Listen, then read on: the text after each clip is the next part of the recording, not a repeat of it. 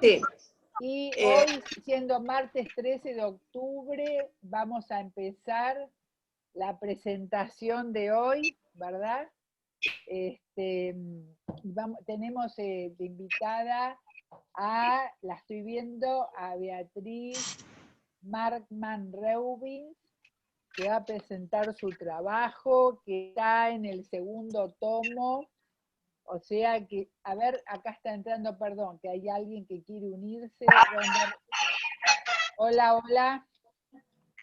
Donde todos nos unimos realmente, nos unimos todos para poder hacer los libros, para poder compartir las experiencias. En esta etapa que al principio, cuando empezamos, todos nos decían, no, pero si esto va a durar 15 días con el primer tomo, ¿no? No, ¿para qué? Digo, bueno, que dure un día, tiene que haber testimonio de ese día, ¿no? Y bueno, así fue como fue apareciendo el primer tomo, así fue como fue apareciendo el segundo tomo. Y hoy, como Beatriz Beba, para los íntimos, nos dice que nos pidió un espacio quizás un poquito más extenso y tenemos muchísimas ganas de escucharla, la vamos a escuchar. Está Marta Lago, que es la que coordina el encuentro, y también nos va a comentar el trabajo Catalina Martino. El trabajo que va a presentar Beatriz se llama Transformaciones en el encuadre de los tratamientos con niños a partir de la pandemia del COVID-19. Para este libro creo que ya estábamos en abril más o menos, ¿no? Mayo, escribiendo todas nuestras experiencias, ¿verdad?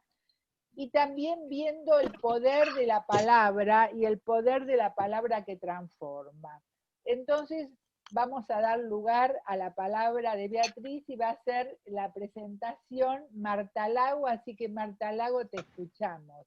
Bueno, chicas, buenas tardes a todas, como dice... Hola, Marta. Nos volvemos a encontrar. Nos volvemos a encontrar en este espacio para escuchar los trabajos del segundo libro, ¿no? Que, bueno, nos van a volver a unir en los conocimientos y en los afectos. Yo les voy a pedir, antes de comenzar, siempre las consignas de apagar los micrófonos, abrirlos cuando quieren hablar y anotarse para las preguntas. Bueno, tenemos el trabajo interesante de Beatriz y el comentario de Catalina. Las escuchamos. ¿Quién empieza? No, empieza vos, Beatriz. Ah, bueno, primero, más que nada, le quiero agradecer a Hilda y a todo el grupo por darme la oportunidad de estar en este grupo que realmente me salvó la vida profesional en todo sentido. Y estoy muy emocionada también de poder transmitirles este trabajo que ya me van a contar qué les pareció. Bueno, yo voy a hablar del encuadre, básicamente, porque considero que el encuadre, ¿me escuchan bien? Perdón, a ver, perdón, Beatriz, hay mucho ruido, invitamos a silenciar. Y Marta, presentamos el currículum de Beatriz ahora. Bueno, perfecto, perfecto. Perfecto, bueno. La doctora Beatriz, el ruido, hay mucho ruido. Muchísimo ruido. Bueno, Beatriz Markman-Reubens. Silencias a todos y le das el micrófono a Marta, nada más. Porque ahora ya paró, pero hay gente que todavía tiene el micrófono conectado. Por favor, les pido que cierren los micrófonos, que hablan solamente cuando hablan. Así podemos escucharnos porque había mucho ruido de fondo.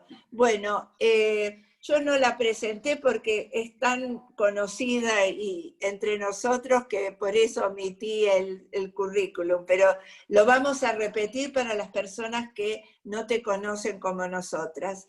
Es la doctora Beatriz Marman Reubens, es médica psiquiatra, es psicóloga, es especialista en niños y adolescentes, psicoanalista, es miembro titular de la Asociación Psicoanalítica Argentina, de la IPA y de la FEPAL, y es miembro activo de la Long Island Psychoanalytic Society en Nueva York.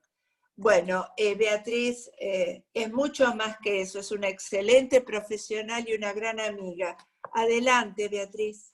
Quería decir una sola cosa, que tiene varios libros, pero hay un libro que escribió sobre los pioneros del psicoanálisis de niños, que está en inglés, que lo sacó Karnak y que está en castellano, y que realmente es un libro de consulta que se los recomiendo especialmente. Hace un recorrido por todos los pioneros del psicoanálisis y es apasionante cómo los va presentando y cómo va presentando las principales conceptualizaciones de cada uno. Así que realmente les recomiendo ese libro. Bueno, Beatriz, te escuchamos. ¿Podés repetir el nombre del libro? Sí. Beatriz, te tengo que darle... Acá está, Hilda. Acá está el libro. Acá está el libro y decirle el nombre del libro. Yo lo estoy mostrando. Bueno, pero léelo porque no se ve el título. Ah. Los pioneros del psicoanálisis de niños. A dúo, Susana, a dúo. No, pero algo importante quiero decirles. Me lo publicó Karnak en 2015 y en el 2014. En el 2015 salió en castellano.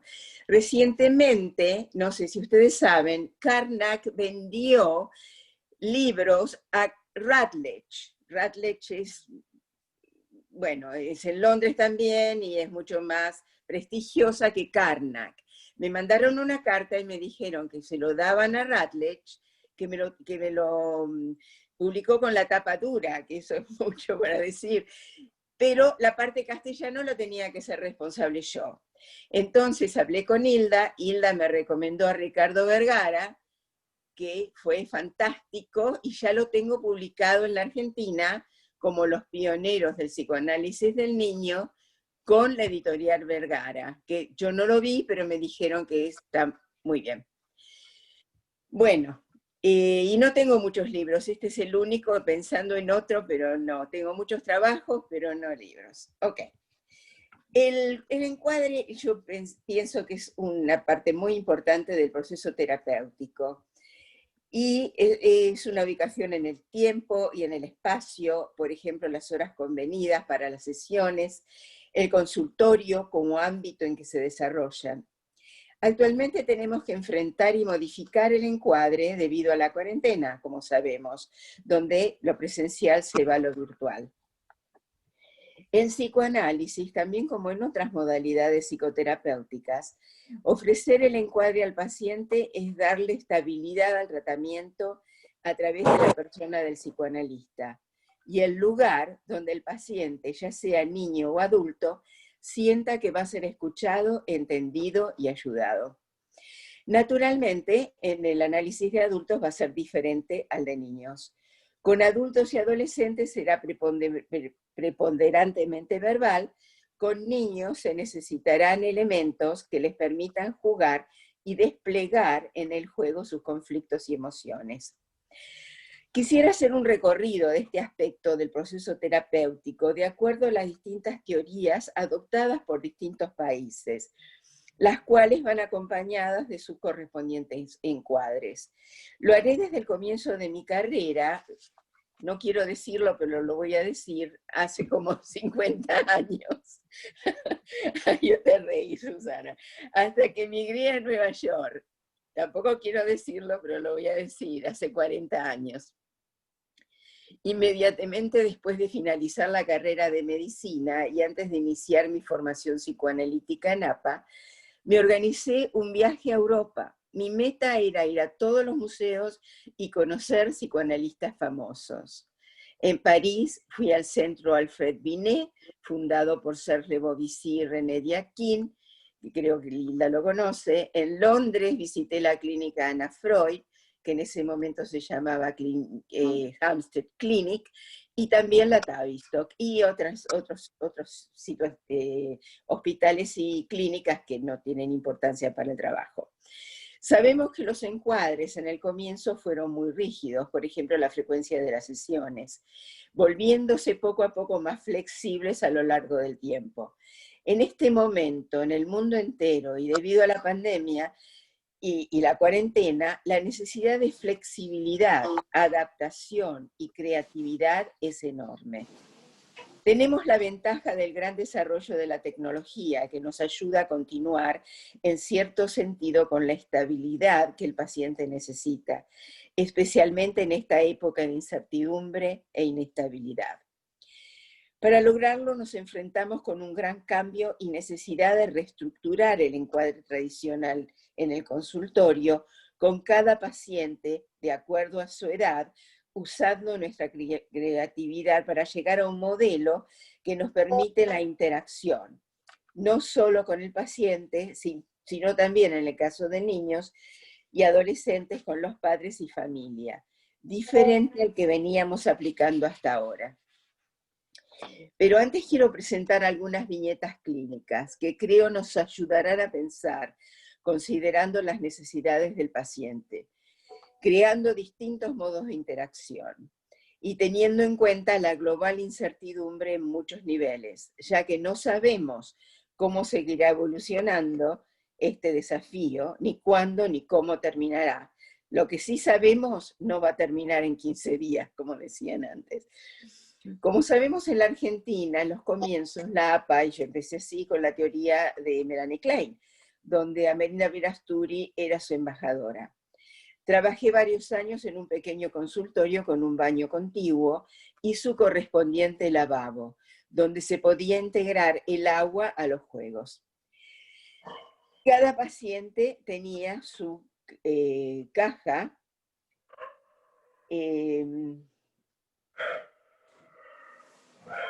donde había juguetes variados, así como papel, lápices, todo lo que Melanie Klein sugería. Es decir, que los chicos lo podían atacar, romper, jugar o dibujar. Esto le permitía la elaboración de sus conflictos y emociones que interferían con su adaptación y a veces los llevaba a la necesidad de destruirlos. A medida que el niño maduraba psicológicamente, el cambio se producía en la resolución de sus síntomas y su conducta. ¿Estoy leyendo muy rápido? ¿No? Ok, no escucho. Y arreglar lo que previamente había destrozado. Cuando llegaba a esa etapa, sabíamos que el paciente estaba integrando su mundo caótico. Quiero describir dos pacientes para que pensamos cómo se los podría analizar con las limitaciones de la cuarentena en las circunstancias actuales o en situaciones que necesitan el uso de la tecnología como encuadre para nuestro trabajo. De manera que la comunicación será virtual, a través de la pantalla en sus casos y no en el consultorio. El caso primero va a ser Alicia, que tenía 3 años y 10 meses cuando la trajeron a la consulta, después de la traumática muerte de su hermanito. Pedro había nacido con una malformación cardíaca por la cual había necesitado un cuidado continuo, hasta que finalmente murió cuando tenía 1 año y medio. Mientras estaban los dos en la bañera, la madre fue a buscar sus ropitas y el niño se resbaló y se ahogó. La madre lo llevó prontamente al hospital, dejando a Alicia sola en la casa, hasta que llegó su abuela media hora más tarde. La madre volvió a la casa sin Pedro y deprimida, y Alicia comenzó obsesivamente a buscar el niño por toda la casa, por debajo de los muebles, por atrás de las puertas. Ok. Eve, tengo que saber lo que decís. Al comienzo del tratamiento, Alicia no quería separarse de la madre. Esta situación se prolongó por 4 semanas, hasta que finalmente entró sola y se dirigió a la pileta del baño. Abrió la canilla y empezó a mojarse reiteradamente. Esto se repitió durante esas semanas, era verano, en lo que yo le interpretaba una y otra vez que ella necesitaba bañarse, mojarse y estar segura que en mi presencia no le iba a pasar lo que le había pasado a su hermanito. Poco después pudo entrar sola, comunicarse verbalmente, dibujar y jugar.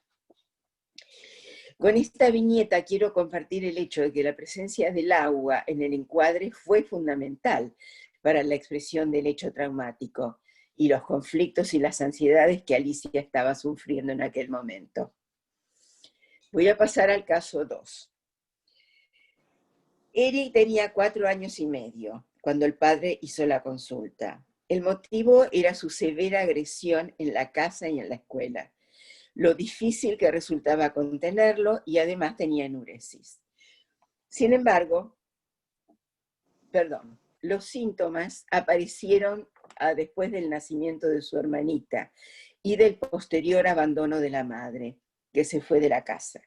Los chicos quedaron a cargo de cuidadoras y del padre, quien trabajaba todo el día.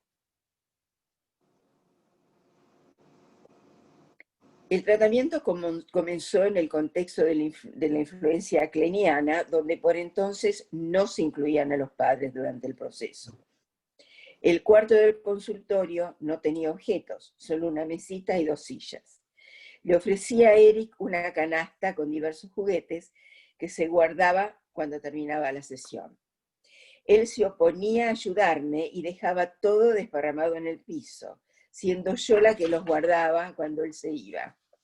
Después de un tiempo, era una tarea que compartíamos. Al comienzo del tratamiento, Eric era extremadamente agresivo y fue rompiendo la mayoría de los juguetes, diciéndome con voz amenazador: tengo un cuchillo, una espada, un revólver, un palo, voy a continuar matándote. Me emociono cada vez que lo leo, después de 50 años, no sé por qué. Entre tanto, yo le interpretaba una y otra vez sus temores, su necesidad de ser omnipotente para enfrentar su frustración, sus ansiedades, así como su agresión cuando la sesión terminaba debido al miedo a la separación y la pérdida. Le dije que me atacaba porque se sentía abandonado cada vez que la sesión terminaba, reactivando sus sentimientos de ser atacado y abandonado por los adultos, su mamá y su papá, que no los podía controlar para que se quedaran con él. En una sesión empezó a jugar con agua, era verano también, y luego atacándome con el agua. Un día se encerró en el baño y yo cometí el error de no pasar la traba al otro lado del consultorio, la dejé del lado del baño y se cerró ahí, hasta que la abrió después de un tiempo porque empezó a correr el agua y corría y pasaba hasta el consultorio y del consultorio iba a la casa. Por momentos era muy agresivo, me pateaba, golpeaba, tiraba juguetes hacia mí, decía malas palabras. Cuando no respondía a mi puesta de límites, yo interrumpía la sesión. La interpretación de la transferencia negativa y positiva eran constantes, y después de un tiempo la conducta agresiva disminuyó hasta que desapareció y empezó a dibujar. La enuresis también desapareció. Después de aproximadamente 3 años de tratamiento, entró una sesión diciéndome, esto es lo que me emociona más. Me dice, mira, está todo roto, necesito goma de pegar, necesito cinta para arreglar todo este lío. Así lo hizo y poco a poco reparó todos los juguetes. Tiempo después siguió progresando, su agresividad desapareció y mejoró su rendimiento escolar. Voy a pasar ahora cuando terminé y me fui. A él no lo derivé con él, terminé el tratamiento cuando me fui a Europa. Aunque cuando volví supe, y hasta ahora sé en dónde está ahora este muchacho. Me fui a Londres, primero a París, y en Londres visité la clínica Hempstead. Y allí tuve oportunidad de conocerla personalmente. En ese año ella estaba viva y muy activa. En una presentación de un caso clínico con la discusión posterior coordinada por ella. Cuando terminó la reunión, me acerqué a ella y le pedí conocer más la clínica. Fue sumamente amable y me dijo que me iban a llamar. Yo me fui y dije, sí, me van a llamar. Pero me llamaron y me invitaron a volver y me dieron una cita con Mrs. Mason, que era la que presentó el caso. Y muy amable, hablamos de casos que tenían ahí, me mostró el consultorio y yo le hablé de mi chiquito, de mi caso. Apenas entré al consultorio y vi en una de las esquinas había un lavabo con agua corriente. La terapeuta me explicó que el agua y el fuego son muy importantes para que los niños expresen sentimientos y emociones en cada etapa de su desarrollo psicosexual. Ambos pueden ser usados como representación simbólica de objetos inconscientes y de conflictos. Yo usé el agua hasta ahora, pero nunca el fuego. Ustedes pueden hacerlo si quieren. Es importante hacer notar que Anna Freud incluía siempre a los padres en el tratamiento con los niños. Una vez por semana con los padres, que especificó más la madre, y 3 sesiones con el niño. Ahora es un poco al revés. A veces vienen los padres y la madre está trabajando. Bueno.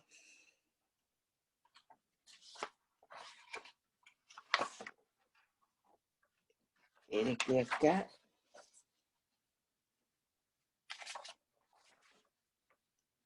Ok.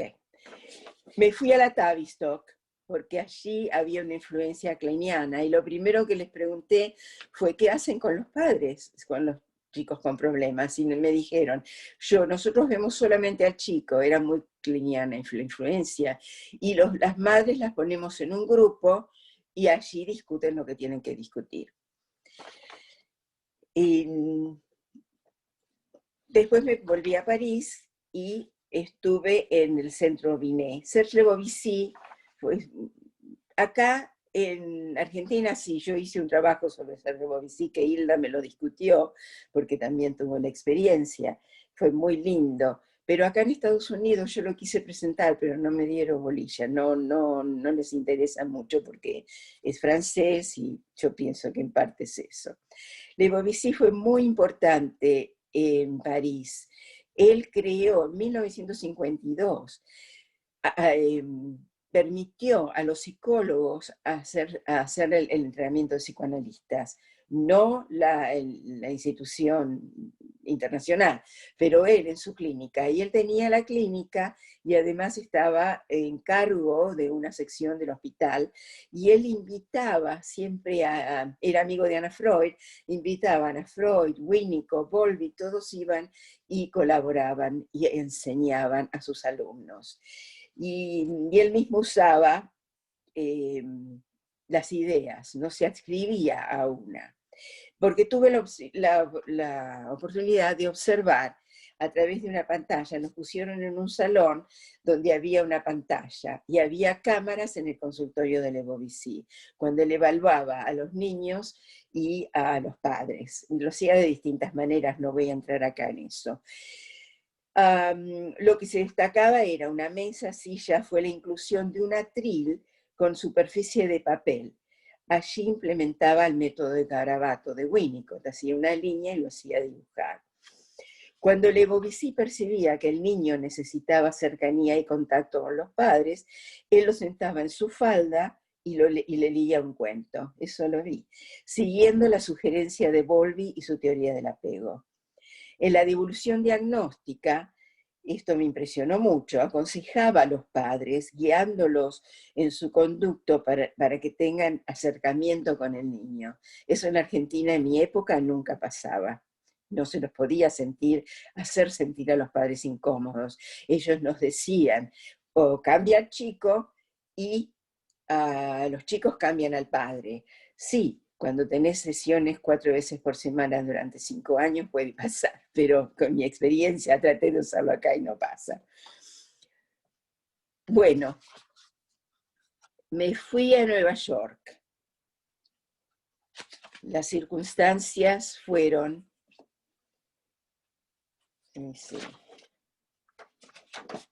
En un congreso internacional lo conocí a mi marido, que era también psiquiatra y psicoanalista de niños. Él se había entrenado en Nueva York y muy parecido a lo que yo hice en la Argentina.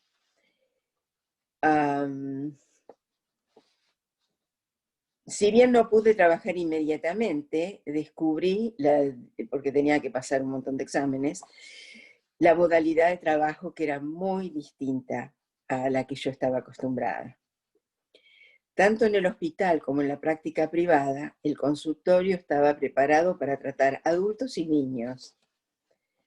Ahora, claro, yo superviso a los chicos, a los residentes de niños, donde ven solo niños, pero hay lugares también que hacen solamente niños, pero raro. En general Además, entonces ponían un escritorio, había una mesa, sillas, juegos de mesa, casa de muñecos, legos, cocinitas, y hay diferentes juegos de mesa, papel, lápices. Todos los pacientes compartían el mismo encuadre y los mismos elementos.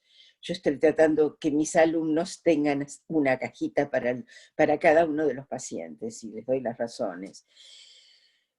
Pienso que el encuadre, como el proceso terapéutico, ayuda al paciente a ser contenido, a tener un continente, como desarrolló Bion, y un ambiente sostenedor, de holding environment, como conceptualizó Winnicott. Tanto uno como el otro son análogos al cuidado materno desde el comienzo de la vida del bebé.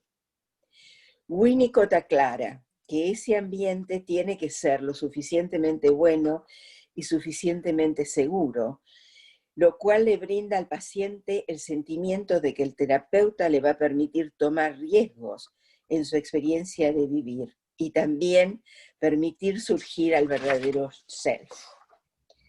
Agregó, y esto es muy importante para mí, que el ambiente sostenedor provee el sustento para la fusión de la agresión y el amor. En consecuencia, facilita la aparición de la ambivalencia y la capacidad de preocupación por el otro, que lleva a la madurez y a la responsabilidad. Y digo esto porque podemos observar que la agresión está aumentando, y yo creo que tiene que ver con esta falta de estabilidad y sustento. Además, el encuadre como un entorno constante forma parte de la constancia que el paciente, como el bebé, necesita de la madre y el paciente del terapeuta. Como hemos dicho, Winnicott describe este espacio como función sostenedora. Afirma que el rol del terapeuta es devolver al paciente, a lo que él trae a la sesión. Así podrá encontrar su propio self y existir como uno mismo y relacionarse con el objeto como uno mismo. Bion lo pensó en términos de contener y digerir. Focalizaba en la función materna como desintoxicante, quien procesará las experiencias negativas a través de su función de reverie, con la atención relajada que se comunicará por identificación proyectiva. Como escribió la doctora Hilda Cass en su trabajo, La reverie materna y sus patologías, Bion utilizó el término reverie para explicar el vínculo del bebé con la madre, cuando funciona como un sistema de transformaciones del mundo de los objetos proyectados por su bebé. Recordaba que Meltzer ofrecía un encuadre extremadamente, yo no creo que trabajaba con chicos, pero su encuadro era extremadamente, diría, rígido, donde los objetos del consultorio no se podían mover. Y el terapeuta siempre se tenía que vestir de la misma manera. Y él dijo, el encuadre es lo que permite la transferencia y poner en marcha el proceso. Permite el proceso transferencial que manifiesta el despliegue de la historia natural del paciente. Roberto Elsner dijo, es como las coordenadas cartesianas que permiten resolver ecuaciones, o los paralelos y meridianos geográficos que permiten ubicar un punto o una trayectoria en el mapa del mundo. Si las líneas imaginarias se mueven, la posibilidad de ubicar y entender el proceso colapsan. Los encuadres no deben ser rígidos, pero sí estables. El desafío de este periodo de pandemia nos hace pensar en cómo podemos permitirnos entender esta problemática creando un espacio para elaborar los conflictos y las intensas emociones que aparecen en el paciente. Tenemos que pensar cómo podemos adaptar nuestro encuadre ante las presentes circunstancias cuando no podemos ver al paciente en el consultorio y tenemos que hacerlos con medios tecnológicos, lo que sabemos, Skype, FaceTime, Zoom, considerando que es una realidad compartida por todo el mundo, incluyendo los analistas. En los momentos actuales tenemos que pensar cómo llegaremos a comprender los impulsos agresivos que llevan a la destrucción y al ataque, sin que se destruyan objetos indiscriminadamente y o personas, como en este caso los padres y los compañeros de la escuela, considerando además que el aislamiento actual incrementa, entre otras cosas, la hostilidad y la impotencia. La inclusión de los padres va a ser necesaria, de acuerdo a su edad, aunque el psicoanalista tendrá que diseñar creativamente la manera en que ellos serán incluidos. El caso Alicia nos lleva a pensar con la utilidad del agua, de qué manera podemos incluirla cuando trabajamos a través de una pantalla, ya sea por cualquiera de los programas.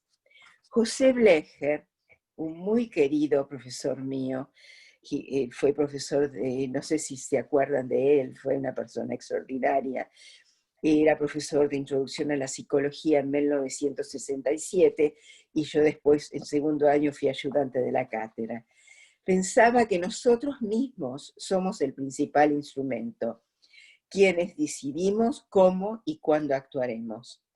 Y yo diría, metabolizamos todas las teorías y finalmente somos nosotros mismos trabajando.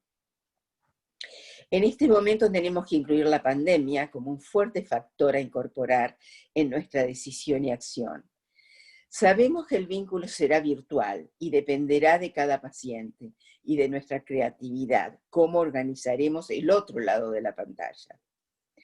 Hasta este momento todavía no se ha organizado y sistematizado la manera especial de manejar, por ejemplo, la necesidad del niño de romper, agredir, rechazar.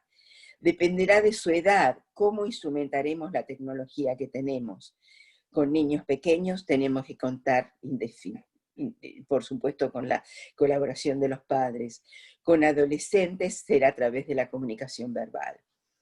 En mi experiencia, obviamente no es lo mismo trabajar con sesiones presenciales a virtuales, pero la posibilidad de seguir con el tratamiento, continuar con la estabilidad y la presencia, aunque sea virtual del analista, creo que permite que el proceso analítico continúe siendo productivo.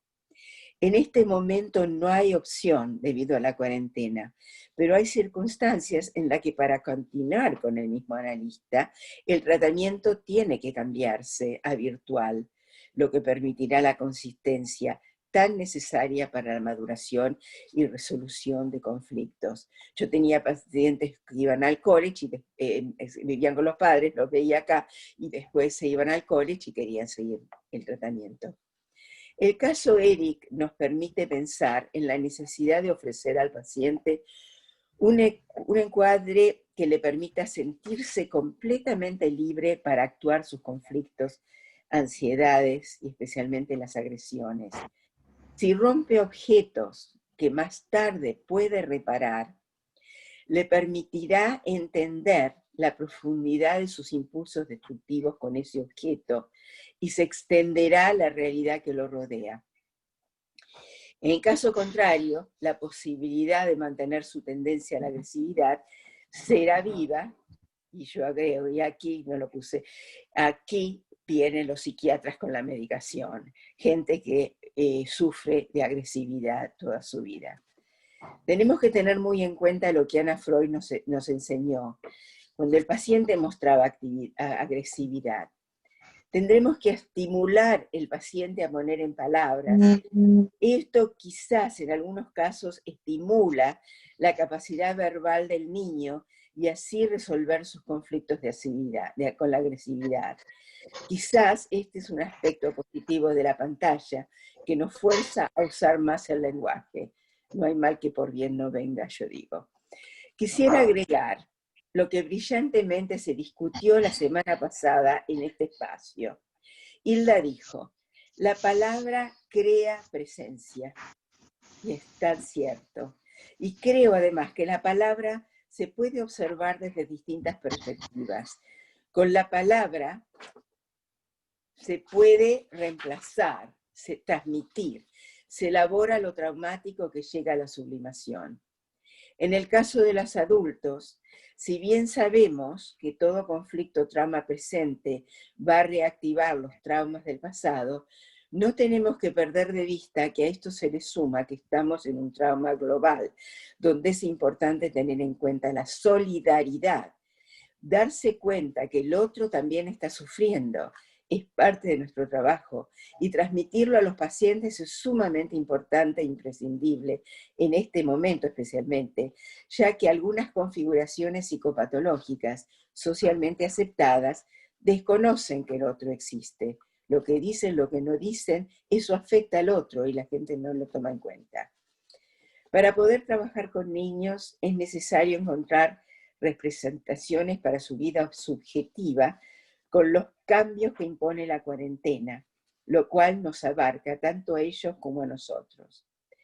Necesitamos también tener la colaboración de los padres para facilitarles a sus hijos los medios virtuales y los espacios dentro de la casa, en lo cual de algún modo nos metemos, lo cual no debe resultarles fácil.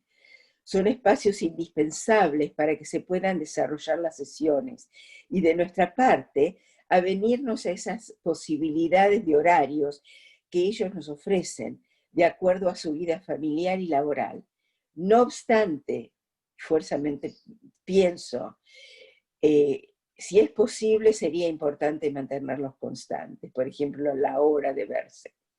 En otras palabras, vamos a crear un encuadre diferente, pero guiándonos por la teoría y la práctica que hemos adquirido, y así encontrar las representaciones para los cambios dentro y fuera de la sesión, y las pérdidas presenciales, tanto la nuestra como la de los amiguitos, los abuelos y demás personas significativas para ellos, con los cuales no conviven. En el futuro tendremos que conceptualizar lo aprendido en nuestras prácticas virtuales actuales y de qué manera podemos mantener el encuadre en estas situaciones. Quizás todo lo aprendido se podrá incorporar al encuadre tradicional. Muchas gracias. Bueno, encantados. Era para darte las 2 horas, tranquilamente. Gracias. Realmente encantados Bravo, Eva. todos de escucharte. Gracias. fantástico, nos hiciste viajar por el mundo, todo un recorrido. En este momento. En este Y momento. cuánta ciencia Salgamos tiene. Un placer, hermoso, hermoso. Un Cuánta placer, ciencia, un Beba. placer, realmente Muy un bien. placer escucharte, realmente. Más gracias, te Así agradezco que, muchísimo. Muchas gracias, Beatriz. Realmente nos hiciste un recorrido de tu biografía, del tema, de los casos clínicos, de ciertos mediadores como el agua, del encuadre y de la virtualidad. Es decir, recorriste prácticamente todos los temas del tomo. Muchas gracias, Beatriz. y aparte nos hiciste acordar que había que tener agua, fuego, yo trabajaba No con fuego, agua. no. Pero a mí Después me lo asegurar- pedían que lo haga, me acuerdo, cuando empecé la formación. Era No, tremendo. no, No había que haber cortinas en el consultorio, porque si prende fuego se puede prender la cortina. no, Trajiste eso muchos recuerdos. habría que escribir un trabajo que no, el fuego no. El fuego, pero bueno. Gracias, Beatriz. Bueno, Catalina, ahora te escuchamos. Bueno, la voy a presentar para quienes no la conocen. Es una de los integrantes es una de las integrantes del equipo, pero bueno, para aquellos que no saben quién es Catalina. Catalina es licenciada en psicología, es miembro en función didacta de la Asociación Psicoanalítica Argentina, es especialista en niños y adolescentes, es miembro del Departamento de Niños y Adolescentes de APA, es docente del Instituto de Psicoanálisis Ángel Garma, es docente del Centro de Investigación y Orientación RACER, es docente de la Comisión de Interior del país. Es autora y coautora de trabajos presentados en congresos y simposios nacionales e internacionales. Es docente de la carrera de especialista en psiquiatría de la UBA, miembro del UNICEF y de la OEA, y consultora de diversas universidades europeas. Catalina, te escuchamos con mucho placer. Gracias por la presentación, y yo también tengo que agradecer a nuestra coordinadora Hilda Katz el privilegio que es el comentar el meduloso trabajo de Beatriz, que nos honra con su presencia real y virtual en estos encuentros de los martes. Como Beatriz es analista de niños y avesada conocedora de la obra de Donald Winnicott, me voy a permitir, si vos así me lo brindás, proponer un juego a partir de un gesto espontáneo, ¿sí? A vos y al resto de los que nos acompañan hoy, ¿no? Y en este caso el juego será el juego de los oficios. Me motivó a proponer este juego la primer palabra del título de tu trabajo. Transformaciones, un vocablo que se usa en muchos contextos y situaciones. Bion es quien propone una teoría que forma parte de la práctica y la clínica psicoanalítica. Transformaciones son las asociaciones de pacientes formuladas en palabras. A mí, las palabras de tu artículo me llevaron a representaciones de tejido, motivo porque en el juego de los oficios te adjudico el de tejedora. Los que quieran participar irán eligiendo el oficio que quieran adjudicarte. Intentaré decir mis motivos. Beatriz en su texto teje, hila, historiza, teoría y técnica psicoanalítica. Tejido implica la idea de creación, complementación y desarrollo de la vida, tal como lo hallamos en los relatos y en los mitos universales. Hesíodo nos presenta a Cloto con su rueca y sus múltiples hilos con los colores de la vida. La quesis es la que mueve el uso y va enredando los hilos. Atropos, con su tijera y sin aviso, corta los hilos. Conociendo el mito, admitimos lo incierto que es estar vivos. La única certeza que poseemos en tanto humanos es que un día el hilo se cortará. Beatriz, a diferencia de las parcas, hila conceptos, experiencias clínicas, experiencias de vida, y no pierde el hilo de Ariadna para salir del laberinto pandemia mundial COVID-19. La trama es la estructura y la urdimbre es móvil, los detalles de cada situación con los que va formando el tapiz discursivo que tejió para estimular nuestros pensamientos y nuestras intuiciones. Sumaré un solo dato más. Freud, la única invención que le adjudica a la mujer es la del tejido, y este requiere paciencia, dote imprescindible para el ejercicio del psicoanálisis.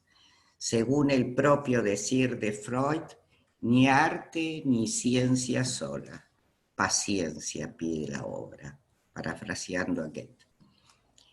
Beatriz, con sus presentaciones, participación y su libro Los pioneros del psicoanálisis de niños, fue dejando hilos que hicieron lazo, y estos redes de fructífero intercambio, no solo teórico, sino también redes de cooperación, intelección y cordialidad, necesarias siempre e imprescindibles hoy en esta pandemia.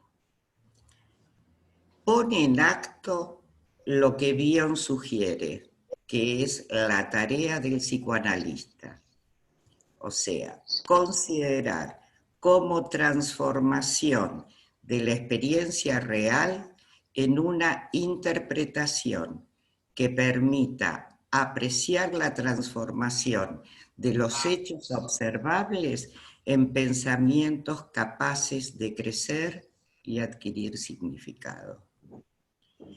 Estas transformaciones serían productos del amor a la verdad, de las funciones de la personalidad del analista, de su formación y experiencia, aceptando la incertidumbre inherente a cada caso, y muy especialmente en esta pandemia. Metabolizar la experiencia, reverie, ser continente, estos son todos conceptos centrales en la obra de Bion. Beatriz da cuenta de ellos en la presentación de sus casos clínicos, Alicia y Eric, y además los ha vuelto a revisitar, revisitando también la historia que hemos compartido a lo largo de aprendizajes con distintos maestros, por lo cual reitero mi agradecimiento. Volviendo a los casos clínicos, estoy haciendo como el movimiento de enhebrar. Volviendo a los casos clínicos. ¿Qué es lo que aparece? En los que la mente del analista representa una doble lealtad al paciente y a la verdad, útil para comprender los procesos de desidentificación que nos señala Beatriz con sus pacientes, produciendo microtransformaciones que se dan entre paciente y analista, mostrando, evidenciando la capacidad de sentir, escuchar, ver, mirar para poder intuir, convirtiendo la comunicación paciente-analista en una relación con experiencia emocional. Vos decías que habías mantenido contacto con tu paciente y que sabías de él hasta el momento. Bion decía una frase que a mí me resulta hermosa, ¿no? Qué fácil es parecer psicoanalista y qué difícil es serlo. Beatriz es psicoanalista. No quiero tomar mucho tiempo más, simplemente esto a comentario de amiga. Vi una película belga que se llama ¿Dónde está ella? ¿No? Te la dejo para en algún momento que tengas tiempo, porque tiene datos que corresponden a tu trabajo con Eric. O sea, esta película es del 2018, ¿sí? Y me pareció importantísimo por esto que vos en tu recorrido de tan rica y variada historia, de tantos continentes además, nos lo ofreces, ¿sí? Y dije, uy, acá hay algo que le puede interesar a Beatriz.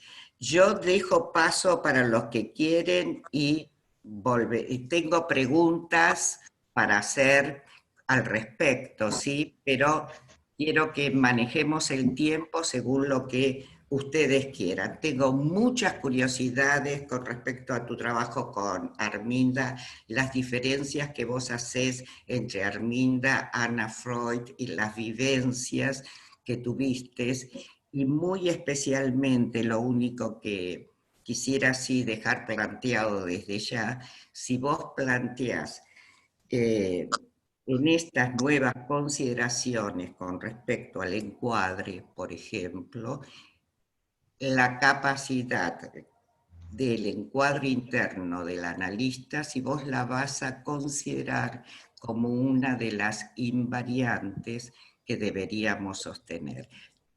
Otras más, pero hasta acá me callo, doy paso a Marta. Bueno, antes que Gracias, nada, te quiero agradecer muchísimo. Fue un brillante comentario, inesperado para mí, y lo disfruté Merecido. muchísimo. Muchísimas gracias.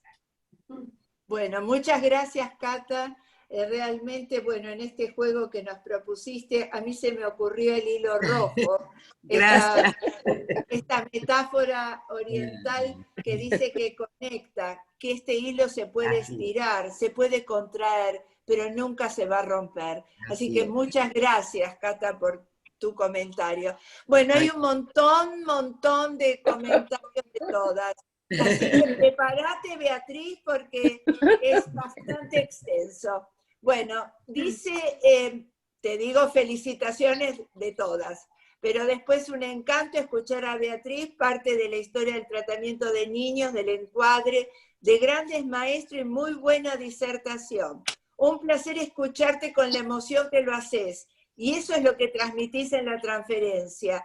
Qué lindo es escuchar tanta experiencia de una manera tan amorosa. Bueno, el encuadre se transforma, pero la escucha analítica es invariante. Qué bello recorrido. Qué excelente el comentario de Catalina. Interesantísimo trabajo, Beba. ¿Podrías describir el uso del fuego y agua que te mencionaron en la Hempstead Clinic? Importante en el desarrollo sensorial, pero ¿cómo manipularían el fuego? Velas, cerillos o representaciones gráficas. Muchas gracias, Cata. Bueno, ahí tenés. ¿Quién quiere participar para hablar, por favor? Yo me anoto, que tengo preguntas. Bueno, Cata a tiene Susana Racinski, veo a Susana Racinski, no sé, Alicia Sapu. Alicia ¿Qué dice Sapo tiene Susana? la palabra, perfecto. Alicia, bueno, Cata, ¿querés hacerle algunas preguntas? Pasamos a Alicia Sapo. No, que pasen las chicas y yo déjame para después. Bueno, claro, bueno, gracias por lo de las chicas. Bueno, a la chica Alicia, por favor, a la chica Alicia. Bueno, la verdad que fue un placer, un enorme placer escuchar a las dos. Fueron disertaciones maravillosas que nos emocionaron. Pero me hizo pensar, ¿no?, que en relación al trabajo de Beatriz, que si nosotros no tuviésemos a todos nuestros pioneros incorporados, que nos han permitido construir internamente esa red, ¿no?, en donde en esa red hay un marco fuera de esa red, ¿no?, que es el encuadre interno que cada uno tiene. No hubiésemos podido enfrentar la pandemia con el trabajo a distancia. O sea, es gracias a nuestros pioneros que Beatriz los trae tan vívidamente, que nuestro trabajo en el hoy es posible, ¿no? Y yo pensaba en el trabajo con agua o en el trabajo con fuego. Hoy los chicos recorren toda la casa, nos llevan al baño de su casa, nos llevan a la cocina de su casa. Hemos hecho tortas junto con los chicos. Yo la vez pasada les comentaba de un nene que agarra el teléfono, juega en el parque de la casa y en el teléfono me dice, dale, Ali, vení, acompañame. Entonces de golpe me mojo los pies en el pasto, de golpe se acerca a la pileta, a veces le digo, tené cuidado, no nos acerquemos tanto porque es peligroso, correte un pasito más atrás, pero el encuadre interno lo seguimos sosteniendo, ¿no? Y participamos junto con ellos, nos mojamos con el agua, nos quemamos con el fuego, nos mojamos los pies con el pasto, y estamos ahí ofreciéndonos para las transferencias. Así que, Katy, maravilloso todo lo que vos trajiste, riquísimo, riquísimo, y nuevamente las felicito a las dos. Gracias. Gracias, Alicia. Bueno, Cata, ¿querés hacerle la pregunta a Beatriz? Bueno, dos situaciones. ¿Se me escucha? Sí, sí, te escuchamos, sí, te escuchamos. Me encantaría que nos cuentes, porque nos vas a enriquecer, y sabés que el nombre del departamento es Arminda Averasturi, que nos cuentes tus vivencias con el trabajo de Arminda, ¿sí? Y por otro lado, esta experiencia para todos aquellos que transitamos muchos hospitales, yo tengo en mi corazón en niños y muchas de las colegas también, ¿sí?, que nos comentes tus vivencias en el Hospital de Nueva York, y además, como vos también tenés esta doble función de ir trabajando con los jóvenes colegas, con qué te encontrás, y por ahí podemos también hacer un fluido intercambio de lo que son nuestras experiencias. Y la otra actualización sería la inclusión de los padres, que tal como los dijo muy bien Ali, estamos incluidas en las casas, incluimos a los padres, los tíos, los abuelos, los que estén en ese momento viviendo, ¿sí? Porque vamos trabajando así en función de lo que pide la pandemia. Por favor, queremos... Bueno, Cata, muchas preguntas. Bueno, Beatriz, vas a tener que usar otro espacio. Hay mucho. Queremos más, es por la vuelta, como dice el tango. Dos cosas les quiero decir. La primera, Susana me invitó a hablar en la radio, en el programa ese tan lindo que ella tiene. Esta Susana no sé. Y ahí voy a desplegar algunas de las cosas que seguramente tienen las preguntas ahora, porque voy a hacer algo parecido. Voy a concentrarme en el año en que estuve en Europa y en esta situación. No. Si está Susana, hola.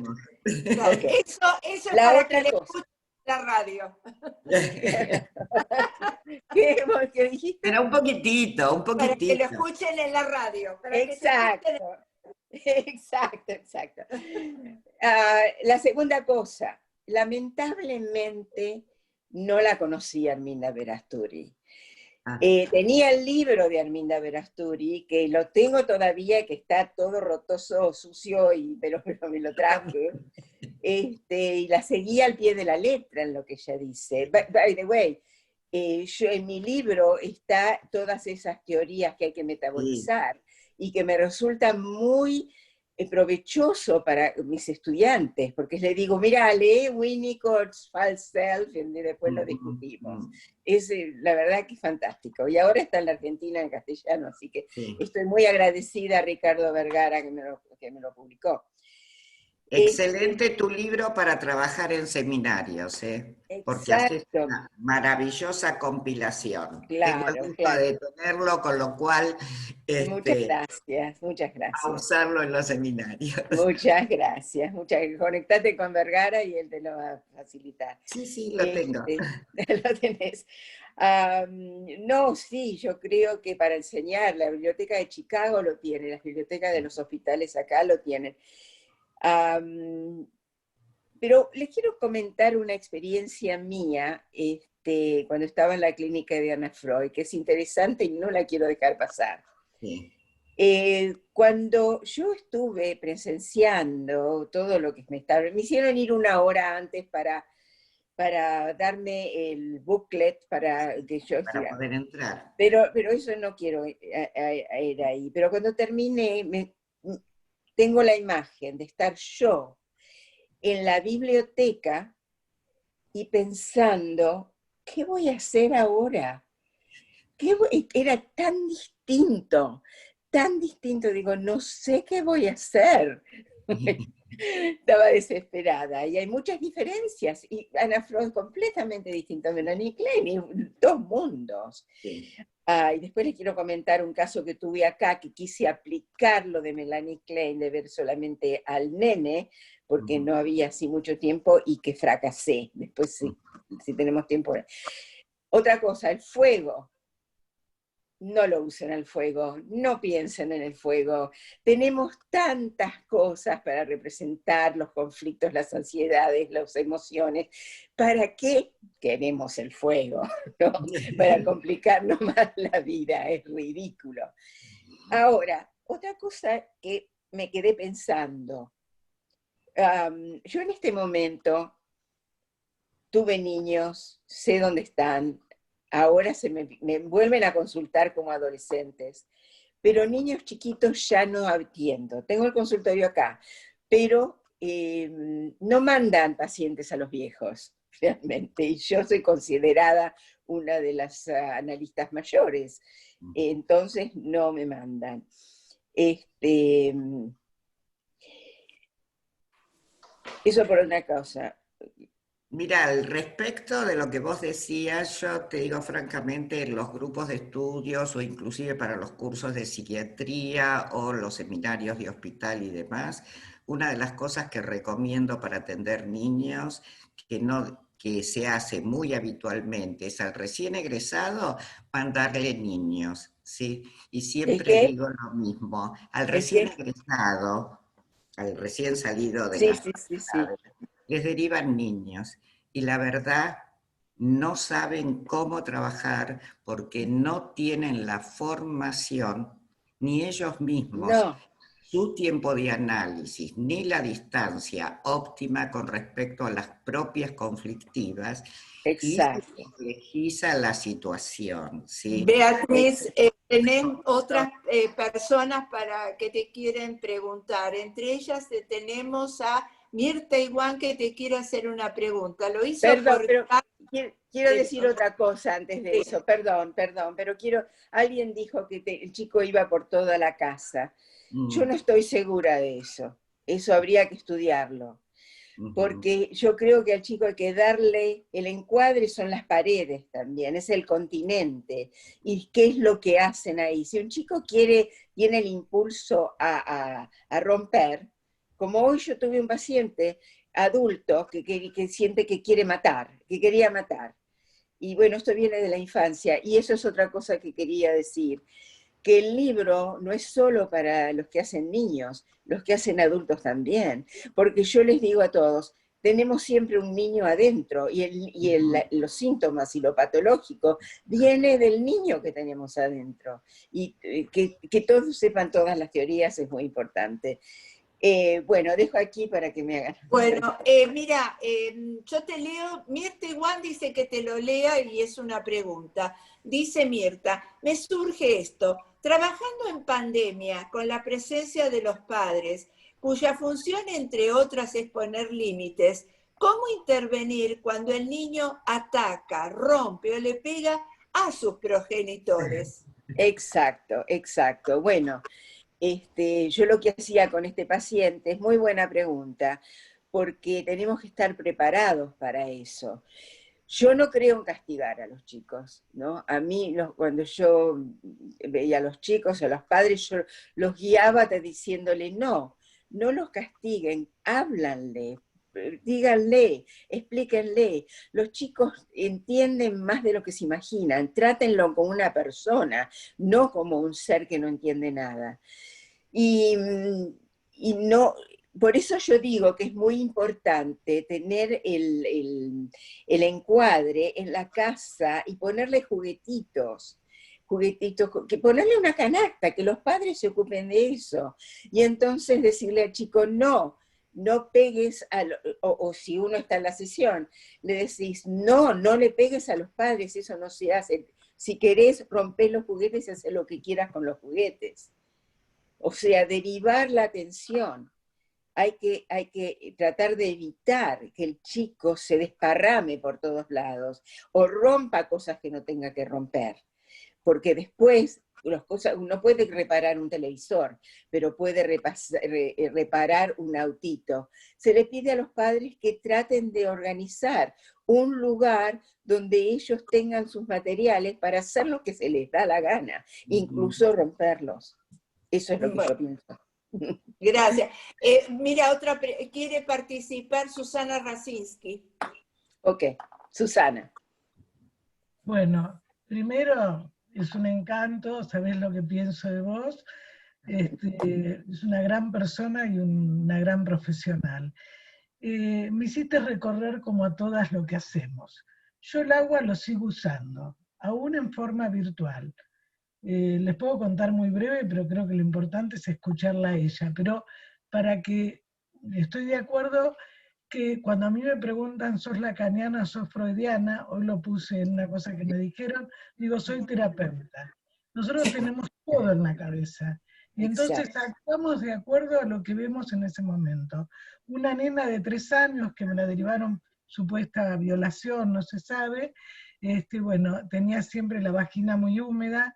Entonces, ¿cómo hacer? No la conozco, fue ahora en pandemia. Entonces dije, bueno, ¿cómo hago para que ella empiece a lavarse ella sola?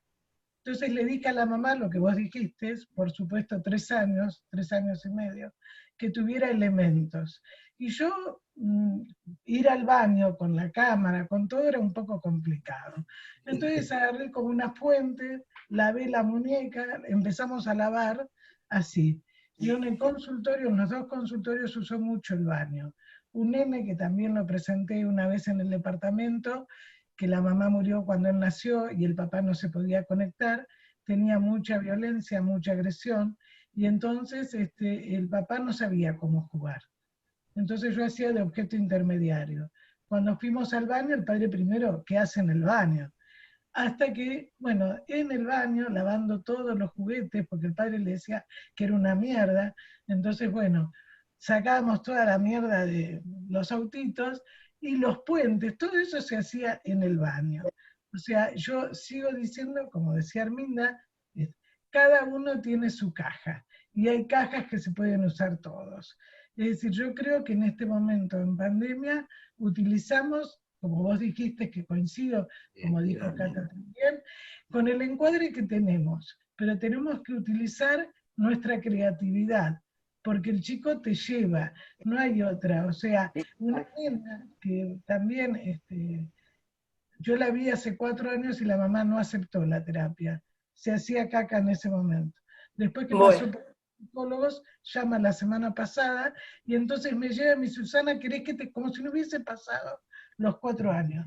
Entonces, ¿querés que te cuente una canción? Estoy aprendiendo guitarra. Y me lleva, como vos dijiste, nos llevan a recorrer, como dijo Alicia, perdón, a recorrer toda la casa. Pero el tema es esto, que vos te emocionás, Eso es lo que siente el paciente.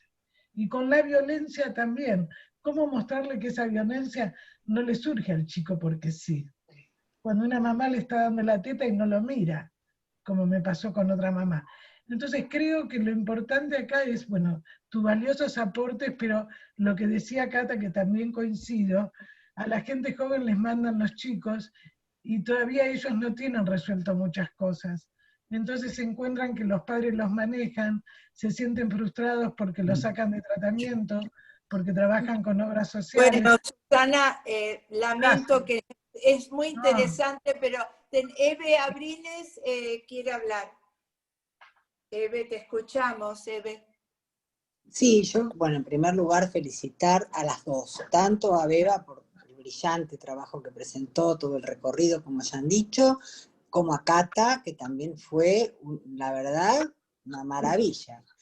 Así que bueno, a las dos. Pero hubo algo que se dijo con respecto a cómo intervenir en los casos de agresión. Entonces, Beba hablaba de... A ver, yo quisiera contar esto. Nosotros estuvimos viendo otros autores y otros presentadores, y hubo alguien que presentó en el espacio Bion, pero lo voy a traer, sobre un pacientito que, bueno, agujereaba la pared, rompía la alfombra, levantaba, la del consultorio, estando en el consultorio del analista. Iba rompiendo sistemáticamente alfombra, pata de la silla, la pared, o había otro con la pared, y él lo dejaba hacer absolutamente todo. Un chiquito, evidentemente, severamente perturbado. Eran dos casos distintos, los estoy mezclando en uno, pero bueno, de cualquier manera, este tema lo estuvimos hablando con Patricia Morandini. Y nosotras, tanto ella como yo, decíamos que de la necesidad, bueno, está Patricia acá, así que lo puede confirmar, de la necesidad de la puesta de límites. Una de mis formadoras dentro de la Argentina fue Raquel Solfer, y ella decía que es muy importante no dejar que el niño rompa el encuadre, el consultorio, porque después... que es necesaria esa puesta de límite. Y por otro lado, que si no, después el niño, en realidad el fundamento es este, que el niño después, si no, va a aparecer, va a sentir muchísima culpa por haber destruido el consultorio de su analista, que además es el lugar donde él va a trabajar. Así que me gustaría que pudiera opinar Beba al respecto. Gracias. Bueno, gracias, Eve. Voy a leer... Beatriz, primero te voy a leer 2 o 3 chats. Bueno. Mariana Goldrin dice, yo alguna vez trabajé con fuego arriba de una pileta para mostrarle el peligro porque el papá lo dejaba prender el encendedor y yo me lo imaginaba haciéndole solo. Había encontrado un encendedor en mi consultorio porque abrió mi caja de saumerios que no era para jugar. Muchas gracias, Beba, enhorabuena. Hoy en día hay mucha violencia filioparental muy intensa, dice Patricia Morandini desde Madrid. Y Mariel dice, en otra oportunidad Beatriz comentó una especie de cuestionario a los padres previa a conocer el niño. Me gustaría preguntar. Bueno, te escuchamos, Beatriz, y después cierra Hilda Katz. Ok, con respecto a lo que Eve comentó, ay, perdón. Estoy completamente de acuerdo que hay que poner límites. Por eso, y yo lo digo en el trabajo también, tienen que ser cosas que ellos puedan hacer, porque si no, cuando tienen rabia, van y matan a alguien, ¿no? Tienen que aprender desde chiquitos a saber que esto sí, esto no. Con mi paciente, cuando él no me escuchaba, yo le ponía límites, yo la verdad que lo toleré muchísimo, lo interpretaba y todo eso, pero llegaba un momento que le decía, no, acá se terminó. Y él se quedaba afuera, ahí esperando quietito a que lo vinieran a buscar. Y no hacía nada, pero aprendió que hay límites y por eso me parece muy importante. Claro. Con fuego yo ni siquiera lo tocaría, porque ¿para qué? Es algo muy difícil de controlar y puede hacer más daño, y si hace más daño es más traumático. Yo no estoy de acuerdo. ¿Cuál era la otra pregunta?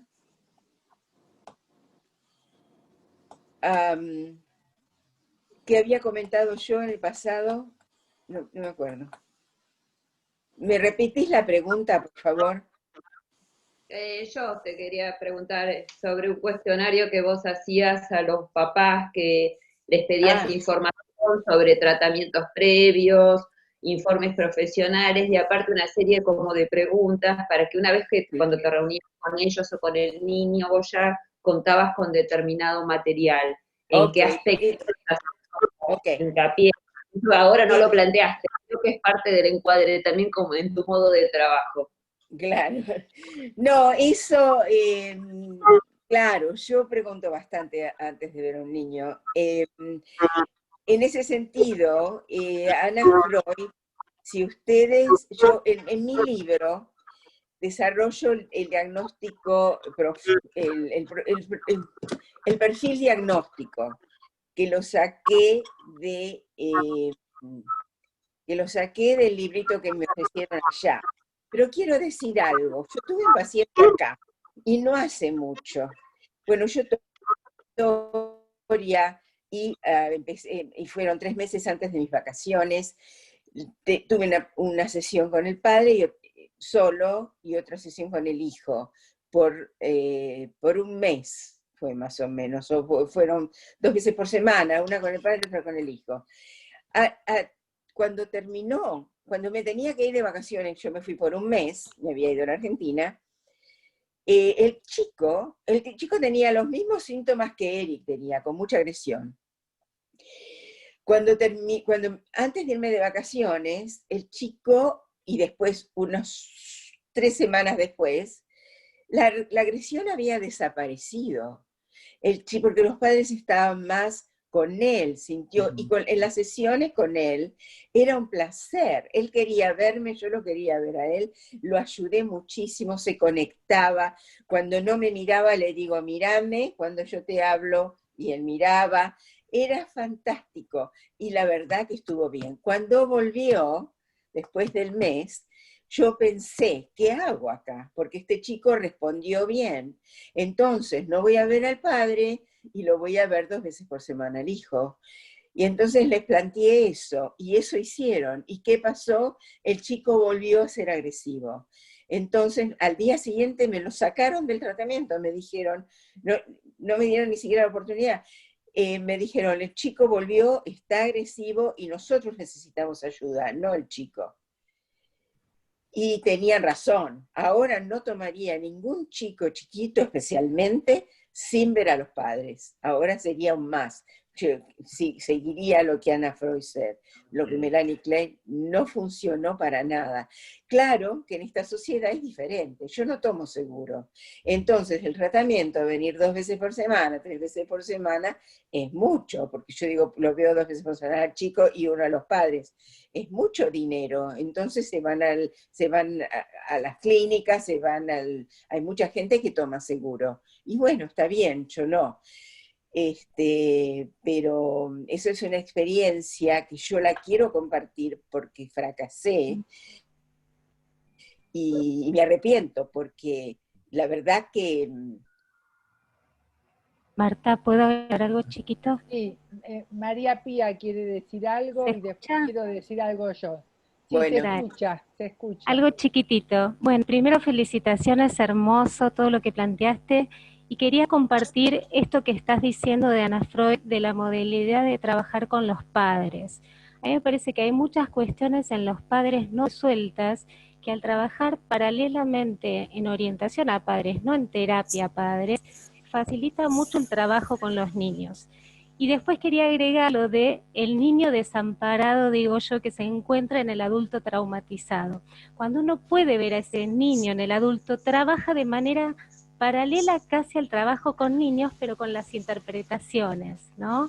Eso me parecía muy interesante para marcar. Y algo más quería agregar, sabía que algo más.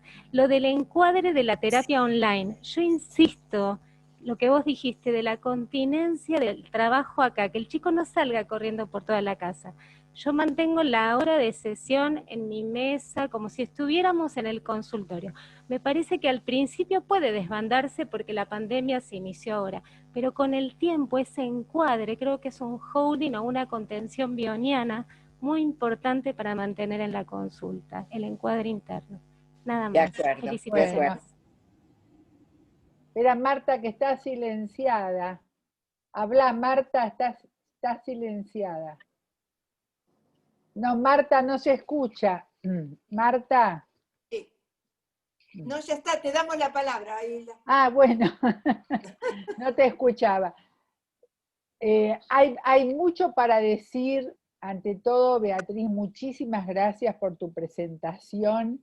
Creo que en mis palabras está el agradecimiento realmente de todos por el excelente trabajo que trajiste, porque nos hiciste viajar por el psicoanálisis de niños desde la formación del psicoanálisis de niños, ¿no? Desde que aparece a través de Klein, porque también abriste a la posibilidad de eso que vos dijiste que dice Winnicott, y que a mí personalmente me encanta, de la integración de la agresión en la vida, ¿no? De poder integrar a la agresión como parte de la estructuración psíquica, como parte de la vida, para que no se transforme en violencia, ¿no?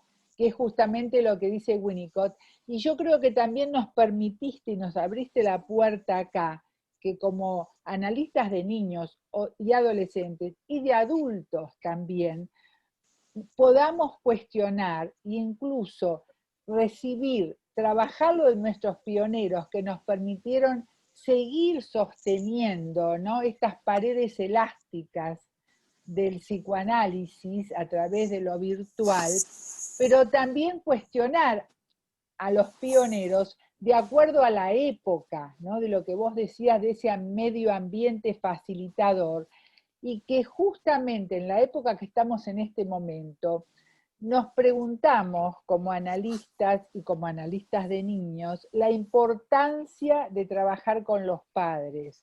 Es algo que yo personalmente lo sostengo y también de mis estudios cuando yo estudiaba con Lebovici, que él decía que para los padres delegar el tratamiento de un niño en otro adulto, por así fuesen lo que uno considera, digamos, los peores padres del mundo, era una herida narcisista muy dolorosa y era importante poder recuperar la capacidad parental en los padres. Por eso Lebovici siempre aconsejaba el trabajo con los padres, sin desconocer la importancia de trabajar con los chicos, por supuesto, y siempre que hubiera tela disponible para trabajar con esos padres.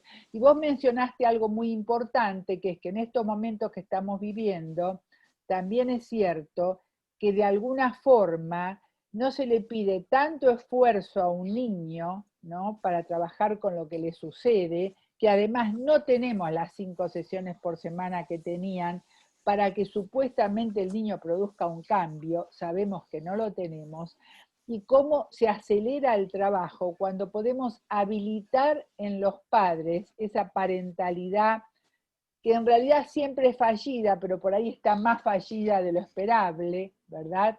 Y los podemos hacer recuperar esa capacidad, ¿no? Ese agradecimiento que hay en respetar esa tremenda herida narcisista que significa delegar un hijo en otro adulto.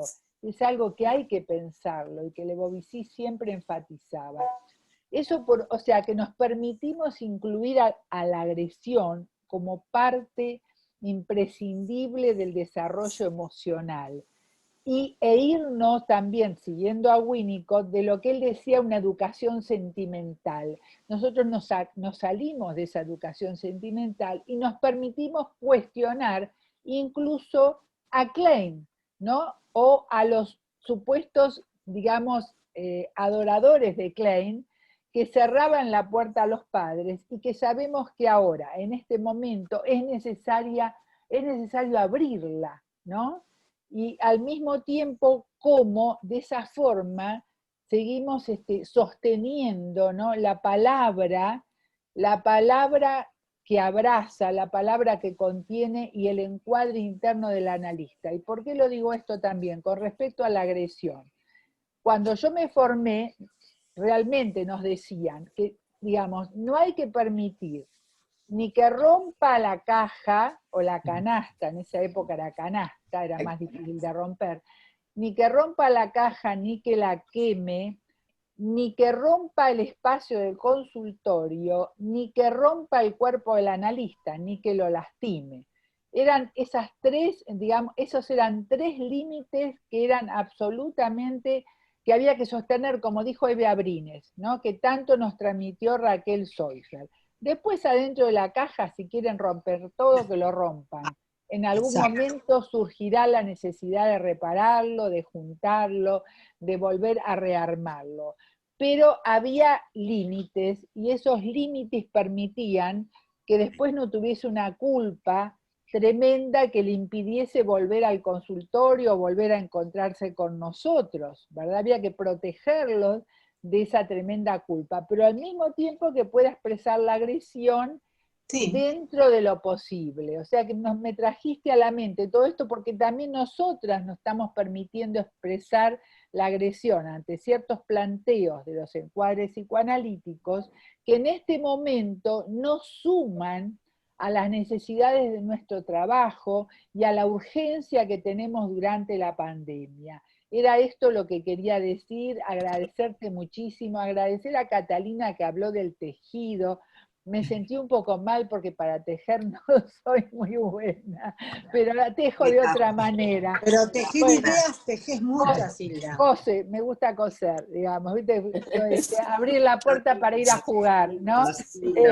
Que sepa coser, que sepa bordar, pero que sepa tejer fallé, pero abro la puerta para ir a jugar y creo que todos la abrimos en estos espacios. Y quiero decir que por ahí está Mariela Serioni, que nos va a presentar su trabajo, un trabajo con un caso muy difícil el martes que viene. Lo quiero anunciar, aunque no sé si algunos ya se fueron, pero realmente quería invitarlos para el martes que viene, que va a presentar el trabajo con un niño de 4 años. Exactamente. Para que me acompañen. Sí, te vamos a acompañar. Que me acompañen y me hagan esos aportes que son muy ricos para seguir pensando en todo esto. Te acompañamos. Sí, exactamente, te esperamos y estamos esperando tu trabajo.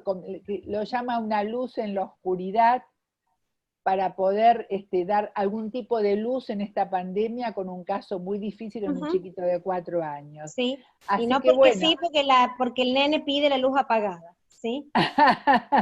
Bueno. O sea, como el famoso relato de Freud, ¿no? Prende la luz, no, pero sí, háblame porque no hay luz, ¿no? Háblame en la oscuridad, porque cuando hablas se hace la luz. La voz lo acompaña.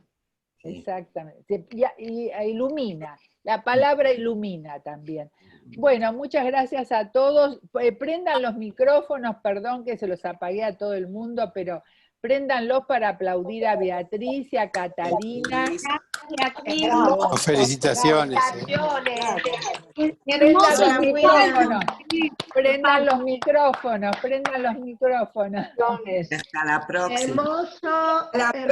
Hermoso. Bueno, Hermoso, gracias a todos. Hasta mañana. Hola Pam, bienvenida Pam. Pam de México se incorpora. Hola Pam, ¿cómo te va? Pam. Hola, muy bien, muchas gracias. Tenemos ya a Estefaní, Pam de México, son varios de México, Carmen, Cuenca, bueno, y Perú. Un beso grande y nos vemos el martes que viene y cuídense, cuidémonos. Chao, hasta el martes. Chao, chao. Gracias. Gracias.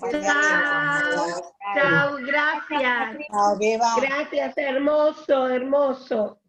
Gracias. Bye, Mirta. Bye, Mirta. La conozco también. ¿Vos también vivís en Estados Unidos? No, ya estoy en México. Pero sí soy de México. Ah, sos mexicana. Claro, es de México Kennedy. también y también está en Estados Unidos, claro. No, pues ya estoy en México de regreso. Bye. Ah, bueno. Bye.